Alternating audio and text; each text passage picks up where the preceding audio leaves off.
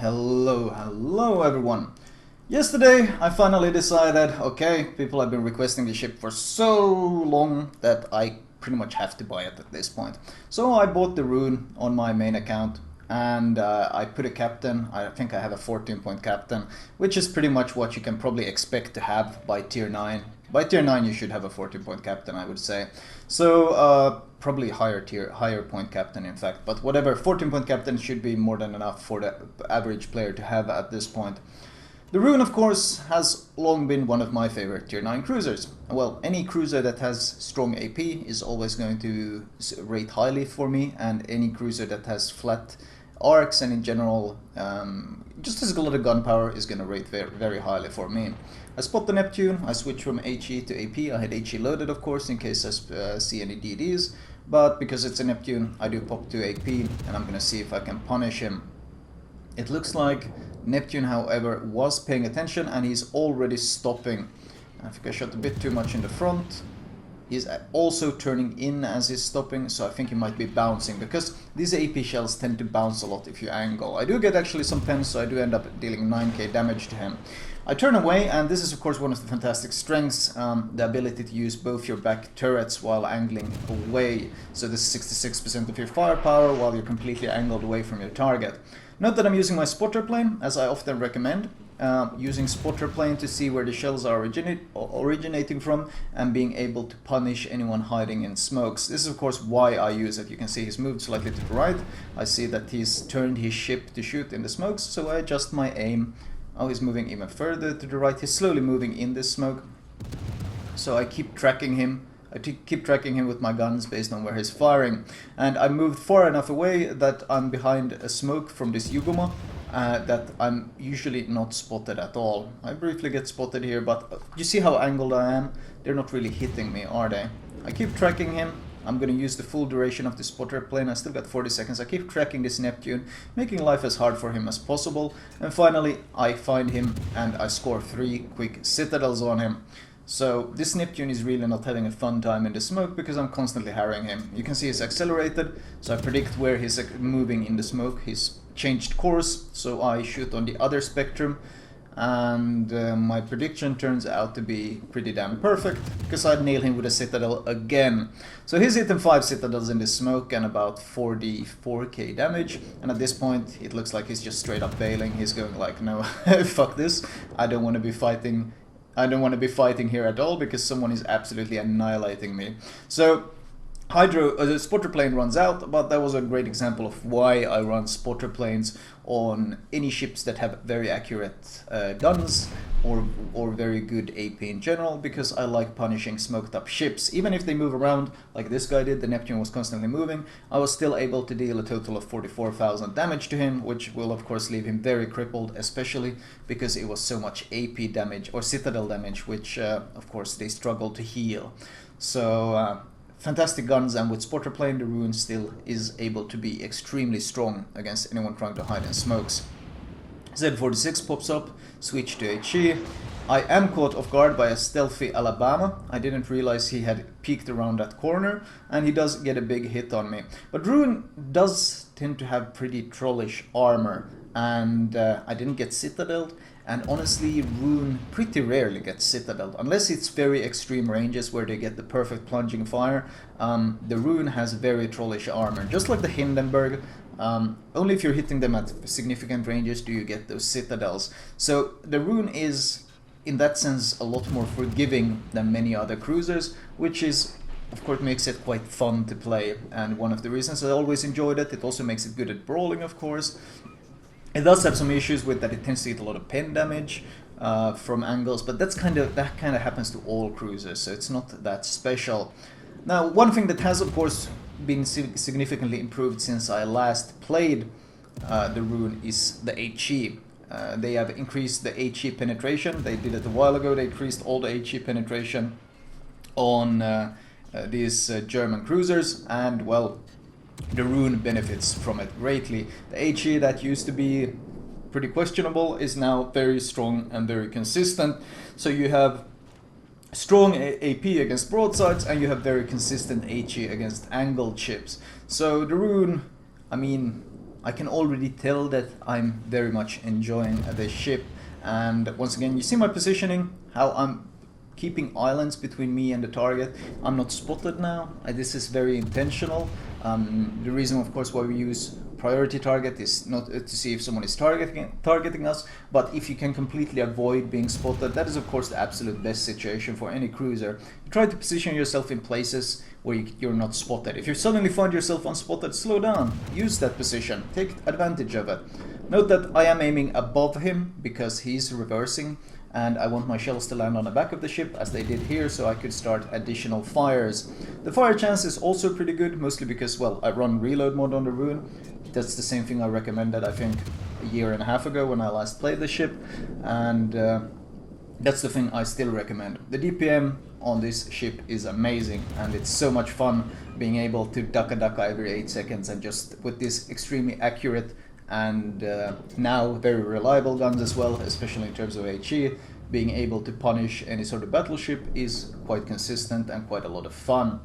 So this guy, sadly he dies to torps before I can finish him, but still, playing on this flank we have racked up about 100,000 damage, and we kind of helped annihilate any sort of threat on this flank quite easily.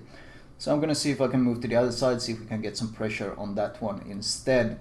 The spotter plane has additional uses, of course, besides simply punishing smoke. I'll also use it not just to see behind islands and such, but also to increase the range, because high tier map design is pretty awful. There's a lot of rotten eggs in high tier maps that can cause a lot of struggles for cruisers. Those that play cruisers probably know what I'm talking about. We have Mountain Range, we have Okinawa, we have Tears of the Cruisers, aka Tears of the Desert. We have these really rough maps that are very big, very open with very little cover. And on those maps, especially, having a spotter plane to help you deal some damage from further safety can be very comfortable, and basically helps you deal a lot more damage than you usually could. I was hoping this Isle would actually be pushing a bit, but it turns out he's reversing. So even with spotter plane I cannot reach him, which is a bit ridiculous to me, because goddamn he's playing far back. But this is of course a very common battleship thing. Hide in spawn until teammates die, and then hide in spawn until you die.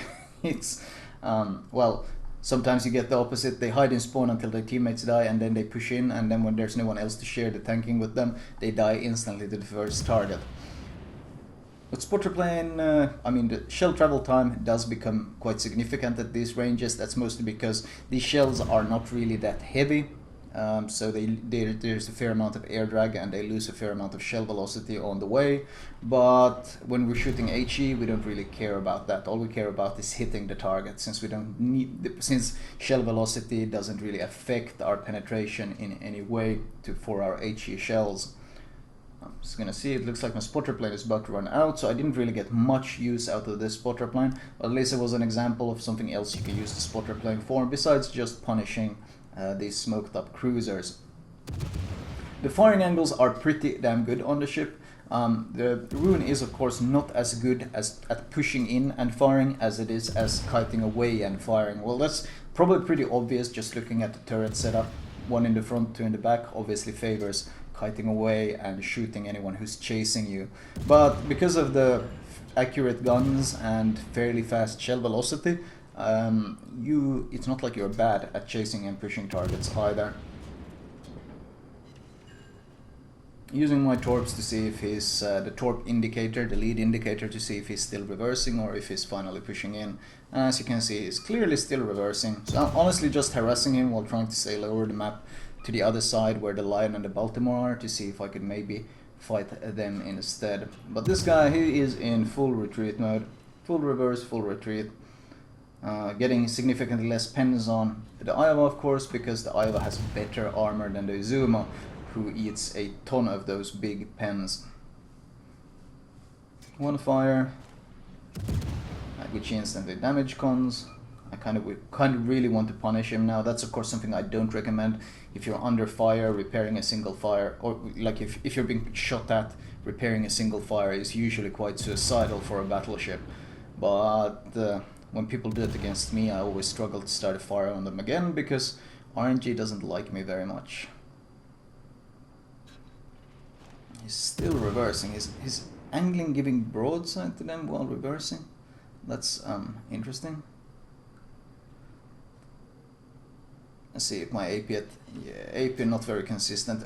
At this range, the AP on German cruisers is very picky. You want a lot of flat broadsides or a lot of broadsides in general to be able to use it. It's not like American AP that you saw me in the recent New Orleans commentary that they can angle a fair amount and you'll still be able to score these big hits. It doesn't work that way. You want a lot of flat broadsides. Like this Baltimore, he's angling away, but he's still giving enough broadside that I can deal big AP hits to him. Might not get any citadels, but the sheer raw damage is very, very good. The Iowa shot me, but I'm angled. You see how angled away I am from the Iowa, so I'm not too bothered. This Baltimore really needs to watch his angles here. Once again, unlikely I will get citadels at this range and this angle, but I'm still dealing 5 to 6k damage per volley, and with the 8.8 second reload, or actually with AR kicking in, it's a bit lower. That's a lot of damage, and that's something the Roon and the Hindenburg have always been fantastic at, and that's DPM, and that's really one of the big differences when you move on from the York and from the Hipper, which are two slow, low DPM ships. Especially the Hipper has such awful, terrible DPM. Moving on from the Hipper to the Roon is such a revelation, because not only do you get the gun upgrade that improves your reload, but you're also able to slot the 9 million the 3 million reload, the tier 9 3 million reload. English is hard. You're able to slot the reload, which increases your reload even further. So you go from Hippers. What's the reload on the Hipper? Is it something like 13 seconds? It's something super anemic and awful. You go from that reload to 8.8 seconds. So it's a massive increase. And now the Baltimore is just sailing away, it seems like. So if the Baltimore is going to ignore me, it looks like our Mayhem has decided he really wants to cap instead of killing these guys. So I'm just going to deal as much damage as I can to this Essex before the game ends. Note that if Carrier is angling away from you, you want to use HE, because his deck can easily bounce your AP. But if they give you broadside like this, your AP, even if you don't get citadels, you can deal massive, massive damage, because the base damage on this AP is very high. I mean, that was no citadels, that wasn't a single citadel, and that was over 14k just with the AP. That was 5 overpens in fact, so it wasn't even an optimal volley. Against the high tier carriers, if they give broadside, you can easily deal 20k with your AP if you get a lot of pens. So don't underestimate the strength it has. But you see, as soon as he angles, you saw how little he angled, but as soon as he angled, that damage dropped from 14k to 7 bounces. So that is of course the weakness of both the Roon and the Hipper, and in general the German cruiser AP. It's very vulnerable to any sort of angling, so you always want to position yourself in a way that you can punish broadsides. Anyway, the game does end. Pretty short game, but I think this was my first game in a long time in the Roon, and I literally just bought this because so many people have been requesting commentaries on the ship. 6 citadels, 1 on the Atlanta, the rest on the Neptune in the smoke. Sadly, I didn't get a single kill, but the damage, considering how short of a game it was pretty okay. Team score-wise, we did top the scoreboard. Once again, standard battles are always pretty and the enemy team kind of got crushed. But yeah, I felt like this game did show a lot of the strengths of the Roon as well as the weaknesses. As soon as there's any sort of angling involved, or the AP just becomes, well, complete shit and you're forced to switch to HE, it's absolutely the optimal choice. And looking at finally the detailed report, you can see just how much of my damage came from the AP. Well over 100k just from the AP. It's not that the HE is bad either, especially if you find targets like the Izuma that eats a lot of penetration damage, plus of course the fires, but ultimately the AP will always be your bread and butter on both the Roon and the Hindenburg. And that's not to say the HE is bad once again, but it's not as amazing as the AP can be. Anyway, let me show you my recommended build. Once again, I only have a 14-point captain since I literally just bought this ship for the sake of this commentary, but I think that reflects the reality of the average player pretty well, so probably not a problem. As promised, I will start with the modules. Now, I would say the absolute biggest upgrade is the main guns. It gives you a significant DPM buff and a nice turret traverse buff as well, and it's percentage-wise the biggest buff you can get. So get the main battery guns first, follow it up with the hull upgrade. Not only does it give you a small buff to AA and maneuverability, or rudder shift of course, but it gives you almost 15% health. Yeah, pretty much close to 15% health. And considering you already have access to your heal at tier 9, and of course the heal scales based on your max HP, the actual benefits from this additional health are very significant.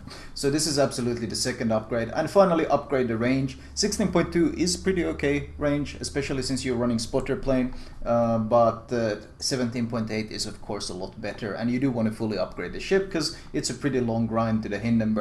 But the Roon is a great ship, especially if you do upgrade it.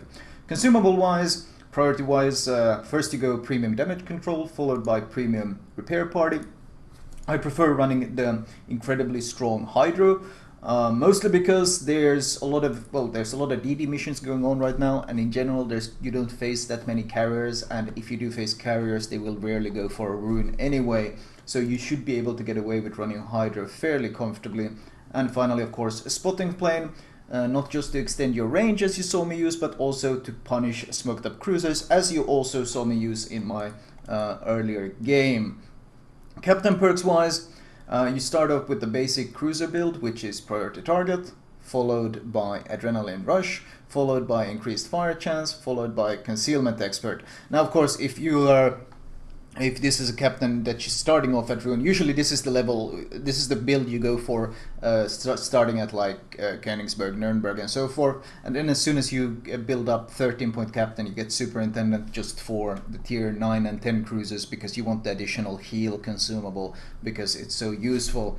And the last point I have, the 14th point on the Roon here, is in preventive maintenance. Ultimately though, you probably want to build towards my Hindenburg captain, which I can show here, which you can see uses many of the same perks, but it also has vigilance because I don't run Hydro on it, and it also uses high alert, sorry, not jack of all trades, but high alert because to counter all the HE spam that the Hindenburg does tend to suffer from, and there's really not any other perks that are quite as good for it.